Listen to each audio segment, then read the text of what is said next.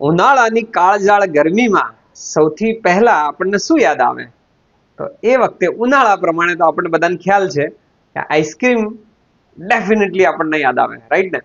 તમને થશે કે ભાઈ આપણે હું વિડીયો બનાવું છું ને આઈસ્ક્રીમ ખાવાની આ બધી વાતો કેમ કરું છું? હું એટલા માટે વાત કરું છું કે આપણા કામની વાત કરું છું. કેવી કામની વાત કરું છું? ભાઈ નોકરી લાવ્યો છું. કેવી લાવ્યો છું? ડીસાની અંદર એક આઈસ્ક્રીમની ફેક્ટરી ચાલે છે. હવે એ ફેક્ટરી માટે દરેક પ્રકારનો સ્ટાફ જોઈએ છે.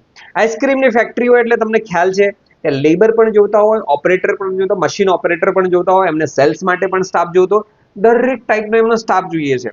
ભાઈ આઈસ્ક્રીમ ખાવા માટે તો તમે કોઈ પણ ખાઈ શકો છો, પણ નોકરી કરવા માટે ડીસાની એક કંપની છે અને એમને સ્ટાફ જોઈએ છે. તો દરેક ટાઈપનો એમનો મશીન ઓપરેટર બી જોઈએ છે, એમને સેલ્સ માટે પણ જોઈએ છે, એમને ડિસ્પેચ માટે પણ જોઈએ છે. તો આ ટાઈપનો અલગ અલગ અલગ સ્ટાફ એમને જોઈએ છે.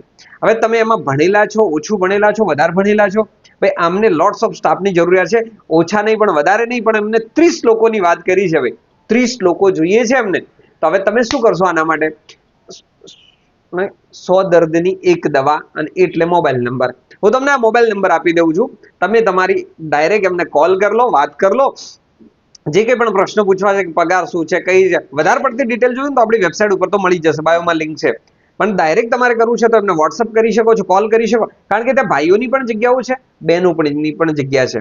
તો તમારે જોબ કરવી છે તો ફટાફટ હમણાં વાત કરી દો, કારણ કે ડીસામાં જ જગ્યા છે.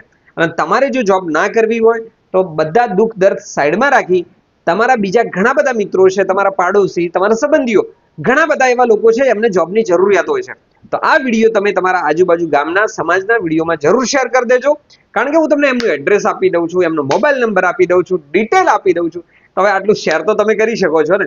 તો આટલી મેં વાત અહીંયા પૂરી કરું છું, કારણ કે તમે તો શેર કરવાના જ છો.